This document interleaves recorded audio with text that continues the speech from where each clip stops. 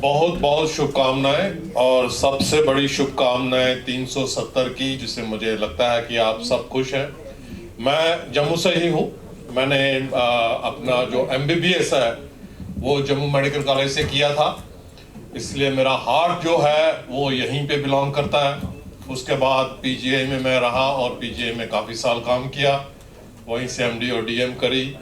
और मुझे लगता है कि हार्ट डिजीज़ के बारे में जो समस्या सारे दुनिया में बढ़ रही है, पहले हम समझते थे कि ये 60 इयर्स के बाद ये समस्या आती है, बट आज की हमारी जो इंडिया में जो प्रैक्टिस है उसमें देखा गया है कि 40 साल से कम उम्र, कम से कम 10% लोग जो हैं उनको हार्ट डिजीज़ की समस्या होती है। और अब हम 25, 23, 28 साल के लोगों को भी इस समस्या से देख रहे हैं। तो जब ये लोग हार्ट डिजीज से पीड़ित होते हैं तो बेसिकली ये एक लाइफस्टाइल डिजीज है, क्योंकि हमारे जो रहन सहन है, डाइट है, लैक ऑफ फिजिकल एक्टिविटी है, स्ट्रेस लेवल बढ़ रहा है, उसके कारण ये सारी लाइफस्टाइल डिजीज बढ़ रही हैं, जिसमें ब्लड प्रेशर भी आता है, डायबिटीज भी आता है, ओबेसिटी आती है, कोलेस्ट्रॉल रिलेटेड प्रॉब्लम आती है और फाइनली हार्ट डिजीज आती है।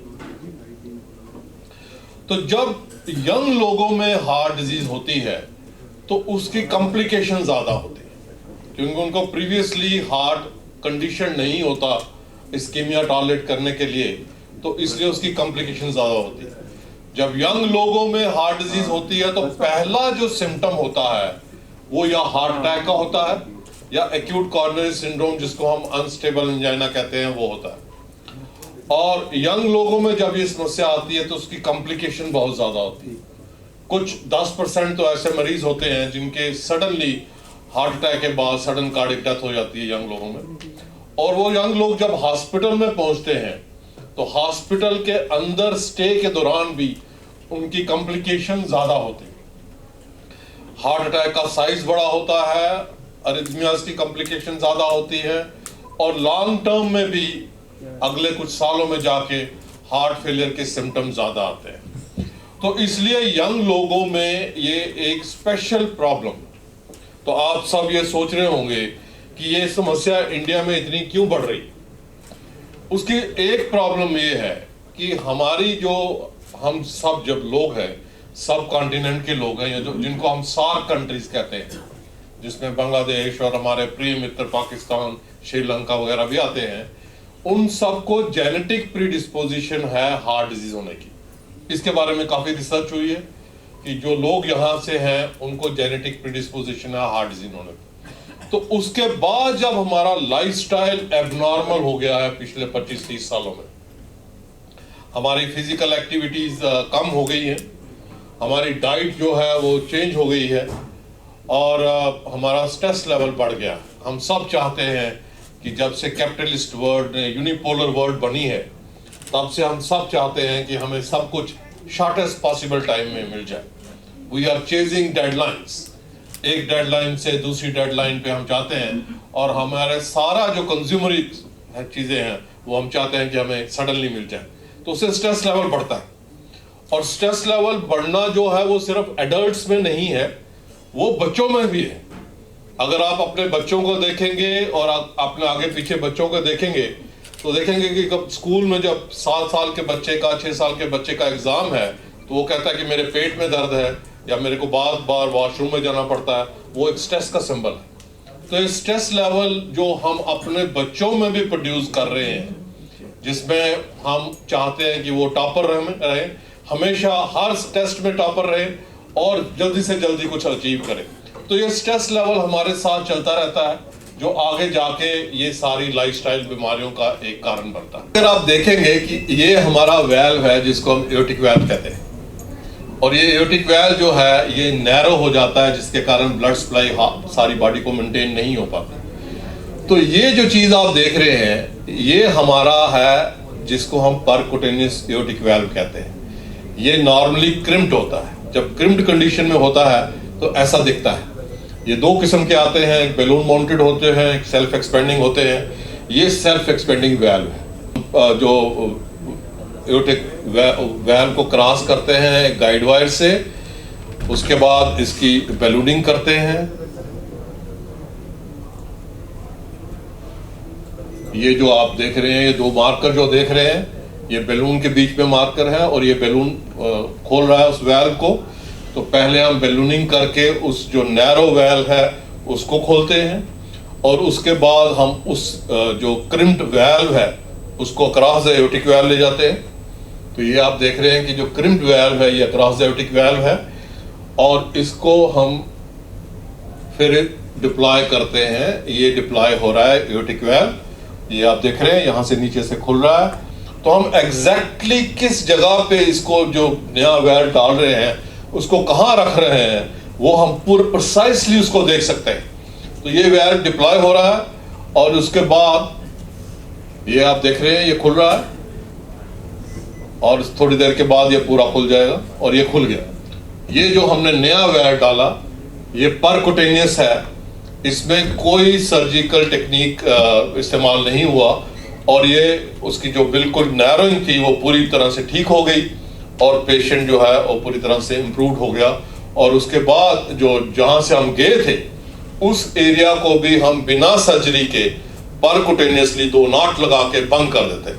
सो entirely non surgical technique for aortic valve replacement. तो ये सारी चीजें आज के दिन में पॉसिबल है और इसका रिजल्ट हम कैथ लैब पे ही देख सकते हैं कि पेशेंट सक्सेसफुली ठीक हो गया। और 1 दिन का प्रोसीजर है, टोटल प्रोसीजर तो 2.5-3 घंटे का है और 1 दिन के बाद patient is up and about and walking around. So ये सारी और जो लेग जहां से हम गए थे उसको हम 2 नॉट्स लगा के पूरी तरह से परकुटेनियसली विदाउट सर्जरी कर सकते हैं। तो हम ये बिलीव करते हैं जो नया हॉस्पिटल है और उसके बाद हम कंप्रिहेंसिवली जैसे मैंने बोला कि सारे मिलकर कार्डियक सर्जन मिलकर कार्डियक इंटरवेंशनिस्ट मिलके एज ए टीम पेशेंट के लिए जो बेस्ट है वो पॉसिबल करते हैं। तो मेरा आपको सबको संबोधित करने का ये मतलब था, आइडिया था कि इस रीजन में जो which is close to my heart हम ये मैसेज पहुंचा सकें कि हार्ट की बीमारियां बढ़ रही हैं, एपिडेमिक की तरह हो रही हैं, हमें उनको रोकने की जरूरत है, प्राइमरी प्रिवेंशन करने की जरूरत है, लाइफस्टाइल मॉडिफिकेशन से वो हो पाएगा। बट इसके बावजूद भी जिन लोगों को हार्ट डिजीज हो जाती है तो आजकल टेक्नोलॉजी इंप्रूव हो गई है, एक्सपर्टीज इंप्रूव हो गया है और उसके कारण हम काफी हद तक मरीजों का इलाज कर सकते हैं, चाहे वो एंजियोप्लास्टी के थ्रू हो या अगर हार्ट मसल डैमेज हो गया हो, हार्ट फेलियर पेसमेकर से हो या परकुटेनियसली वेल्व रिप्लेसमेंट करने के कारण हो। तो इन सब के कारण हम लोगों की हेल्प कर सकते हैं। इस समय सर मौजूद है world renowned heart specialist doctor HK Baliji. Sir आपका स्वागत है अम्बाइज में। सर हार्ट की बात की जाए तो सिम्टम्स जिस तरह से आपने बताया कि कई तरह के सिम्टम्स होते हैं, सबसे पहले आजकल देखा जा रहा है छोटे छोटे बच्चों में भी इस चीज़ की समस्या देखने को मिल रही है, तो किस तरह के प्रिकॉशंस हमको लेने चाहिए? देखिए, इसकी प्रिकॉशन लेने के लिए हमें अपना लाइफस्टाइल मॉडिफाई करना पड़ेगा। हमारा जो फिज़िकल एक्टिविटीज़ है वो बिल्कुल नेग्लिजिबल हो गई है, हमारी डाइट डिफेक्टिव हो गई है, जैसा मैंने बोला कि फ़ैट कंटेंट बढ़ गया है और सबसे ख़तरनाक है ट्रांस फैट्स हमारी डाइट में बढ़ गए। और तीसरा हमारा स्ट्रेस लेवल बढ़ गया और स्ट्रेस लेवल हमारे अर्ली चाइल्डहुड से ही शुरू हो जाता है। हम सब चाहते हैं कि हर एक चीज़ शॉर्टेस्ट पॉसिबल टाइम में अचीव हो जाए। तो ये तीनों चीज़ें जो हैं डाइट, एक्सरसाइज और स्ट्रेस के कारण ये हार्ट की बीमारियां बढ़ रही हैं। हमारे सब कॉन्टिनेंट की जो कंट्रीज़ के लोग हैं उनमें जेनेटिक प्रीडिस्पोजिशन भी रहती है हार्ट डिजीज़ होने की। तो उसके बाद जब हमारा लाइफस्टाइल अनहेल्दी हो जाता है तो उसके कारण ये हार्ट डिजीज़ बढ़ रही है। ये इतनी ज़्यादा बढ़ रही है कि अगर इसका हमने अभी इलाज नहीं किया तो अगले 5-6 सालों में दुनिया की कैपिटल बन जाएगी इंडिया हार्ट डिजीज़ की और डायबिटीज़ की। जिस तरह से बताया हमें जंक फूड को अवॉइड करना चाहिए, उसके साथ साथ ऐसी कौन सी चीज़ें जो हमें हार्ट पेशेंट को खासकर नहीं लेनी चाहिए? हम चाहते हैं कि जो हार्ट के मरीज़ हैं उनको पहले तो ये है कि एक ऑयल अच्छा यूज़ करना चाहिए और जो ग्रीन लीफी वेजिटेबल हैं वो ज़्यादा यूज़ करनी चाहिए। हमें फ्रूट्स ज़्यादा खाने चाहिए। हमें सैचुरेटेड फ़ैट जो लिमिटेड 10% से ज़्यादा नहीं होना चाहिए कैलोरी का, और जो बाकी है वो पॉलीअनसैचुरेटेड या मोनोअनसैचुरेटेड फ़ैट से मिलना चाहिए। और हमारा जो कार्बोहाइड्रेट है वो एक बड़ी समस्या है कि जो हमारे सिंपल कार्बोहाइड्रेट हैं उसके कारण भी डायबिटीज़ बहुत बढ़ रही है, उनको अवॉइड करना चाहिए।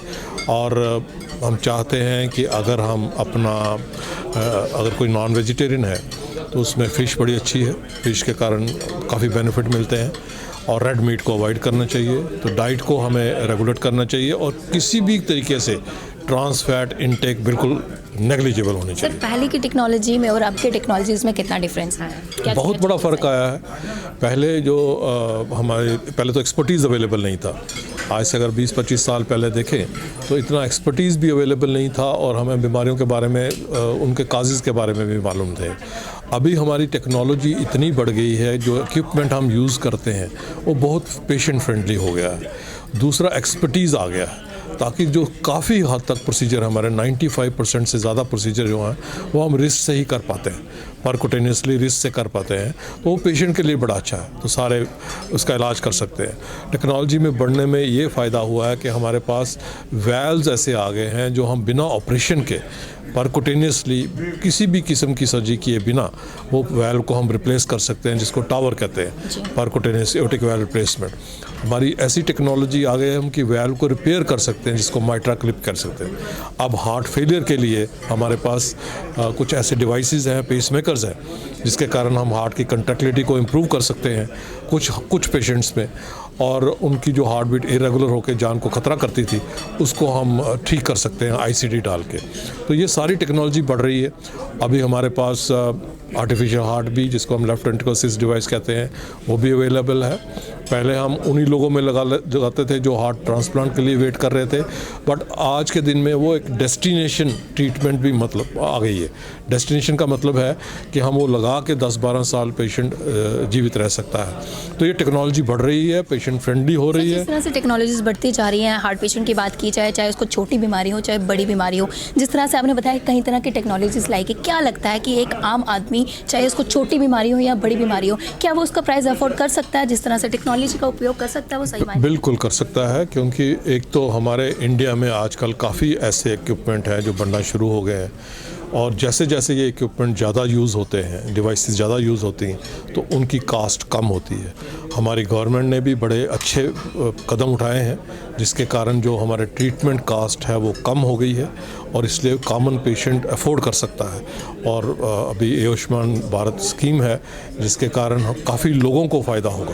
तो दूसरा, टेक्नोलॉजी इम्प्रूवमेंट करने के साथ साथ हमारी जो अंडरस्टैंडिंग है इंफॉर्मेशन टेक्नोलॉजी, वो इतनी इम्प्रूव हो गई है कि हम सारे लोगों में ये मैसेज स्प्रेड कर सकते हैं मोबाइल के थ्रू या और टेक्नोलॉजी यूज़ करके, आर्टिफिशियल इंटेलिजेंस यूज़ करके, और लोगों को अवेयर कर सकते हैं कि उनको अपनी हार्ट के बारे में ख्याल रखना चाहिए और उनका इलाज करना चाहिए। दूर दरार के इलाके के लोगों को भी हम मोबाइल के थ्रू या कंप्यूटर्स के थ्रू ये इलाज भी कर सकते हैं, और आगे जाके हम समझते हैं कि ड्रोन्स का इस्तेमाल काफ़ी होगा दूर दराज के इलाके में लोगों में इलाज करने का, और हमारी टेक्नोलॉजी इतनी इम्प्रूव होगी कि हम रोबोटिक तरीके से भी दूर दराज इलाके में कर सकेंगे। जी। सर, हमारे माध्यम से जो भी दर्शक देख रहे हैं, क्या एक हेल्दी मैसेज आप सभी दर्शकों को देना चाहेंगे? मैं कहूँगा कि हमारे कंट्री के लिए बड़ी प्रोग्रेस कर रहे हैं, हर फील्ड में प्रोग्रेस कर रहे हैं। हेल्थ की तरफ भी हमें उतना ही ध्यान देना चाहिए, और हम चाहेंगे कि अपने बच्चों से शुरू होकर हम अपना लाइफस्टाइल हेल्दी रखें, ताकि हमारा कंट्री हेल्दी रहे। कंट्री हेल्दी है तो कंट्री सुपर पावर है, यही मैसेज मेरा है। Thank you so much sir. तो आज के हमारे टॉपिक में हमारे साथ जुड़े थे इस समय हमारे साथ डॉक्टर एच.के. बाली जी। हार्ट के रिगार्डिंग काफ़ी सारे उन्होंने टिप्स दिए, और उम्मीद है कि आप भी उसे फॉलो ज़रूर करेंगे। अगली अपडेट लेकर फिर मैं हाजिर होंगी, तब तक के लिए आप देखते रहे यंग बाइट्स। वीडियो जर्नलिस्ट अभिषेक के साथ मैं पूजा ठाकुर, यंग बाइट्स जम्मू।